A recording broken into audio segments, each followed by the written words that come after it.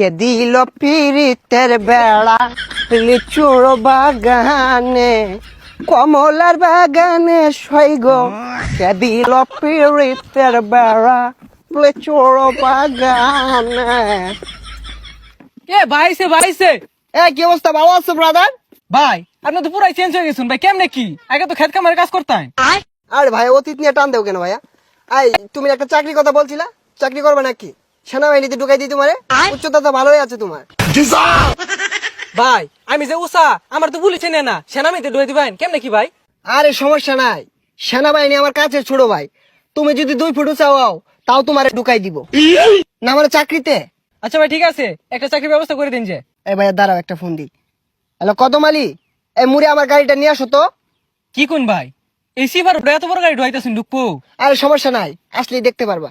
ভাই এত চেঞ্জ এত টিয়া পয়সা ভাই কেমনে সম্ভব এগুলো ভাই? এই যে ভাই আপনার গাড়ি। ভাই এই গাড়ি চালাতে পারবেন? আরে 12 মাস তো এগুলাই চালাই। এই সরো। দেখছোস ভাইয়ের কি চেঞ্জ। এ ভাই ভাই ভাই এ ভাই ভাই ভাই ভাই ভাই উঠেন ভাই।